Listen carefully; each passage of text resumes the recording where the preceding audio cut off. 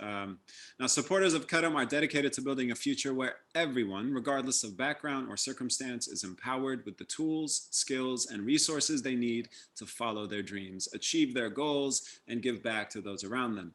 The Journey is Karam's community of passionate global monthly givers, and they make refugee leadership possible.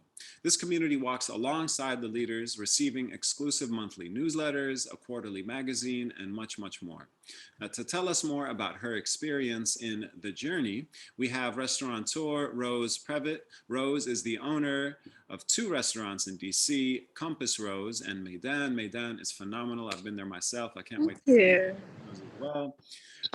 Both have received national acclaim, with Maidan having been named one of Bon Appetit's best new restaurants in America in 2018 and receiving a Michelin star in 2019.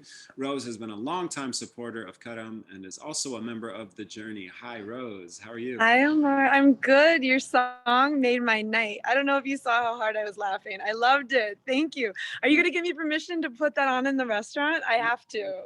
Absolutely will. You get the wasta, as we say. You'll definitely get the wasta. Now, thank you so much for that. I appreciate it. Now, I just wanted to know, how did your journey lead you to Karam?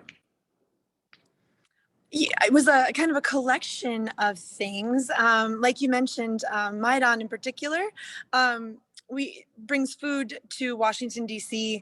that spans kind of the Middle East. So I like to say from Tangiers to Tehran and from Batumi to Beirut. So if you think of that region, and the whole idea was just to get the word out about Middle Eastern food and you know why it's so special and why everyone should try it. And so we have found our way to really fascinating people over the years. And a member of your board a few years back came to me and said, I think, Rose, you'd really connect to this organization, and introduced me to Anissa Halou, who's written a few amazing cookbooks and is, you know, very, very respected and looked up to in our Middle Eastern food world.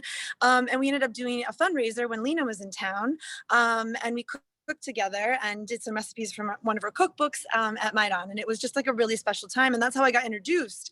But ever since Maidan had opened, we have been doing fundraisers and events like the one we did with Anissa to raise awareness of the Syrian refugee crisis. I'm Lebanese American, and I think I always felt just so connected to this situation, but I didn't feel like I could do anything. And I think that was the problem. We're so far away. I have friends in Lebanon who are helping Syrian friends.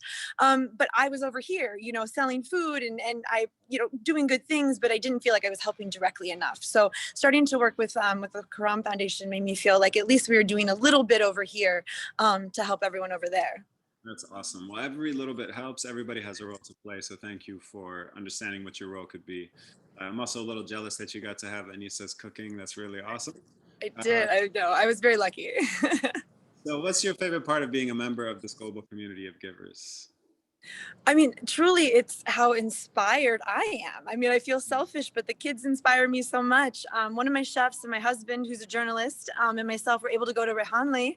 And I guess that was 2019, I think, since I've lost track of time. We were able to stay a week and we cooked with the students and with the staff. David did some journalism workshops with the students working on this paper. And we were just blown away. We were so inspired by every single person we encountered. Every single student was so inspiring, and the stories just keep coming when you read the newsletters and get the communication from Karam, follow on Instagram, and you see what everyone's doing. So I selfishly get so inspired by being a part of this community, and I feel really, really lucky that I found my way to you all. Oh, well, we're so lucky to have you too. Thank you for everything that you've done.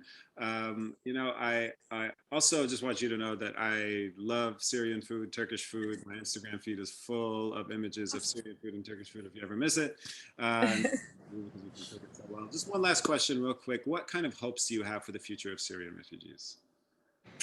I mean, you know, I hope that those who want to go home can go home. And for those who have made homes in other countries, I hope that those communities that they've found will be welcoming and encouraging and not, you know, discriminatory and some of those stories that you hear about places that aren't as welcoming. And I hope that they can find some communities that they found communities outside of Syria to take them in and build a new community. Amen. Well, thank you so much, Rose, for being with us today and for being a member of The Journey. We're so grateful. Thank you for having me. I really appreciate it. I hope to see you in Washington soon, where your music will be playing in the background while everyone has dinner. Absolutely. Now, for those interested in learning more about the Journey, the first edition of the Journey magazine will be shared with attendees in a follow-up email as a thank you all for being with us tonight. More information on how you can join this global community can also be found in the chat or by heading to karamfoundation.org/journey. For Journey members with us tonight, keep your eye out for the second issue appearing in your inboxes later this month. And for those interested in securing your copy, please make sure to join the Journey today. Now,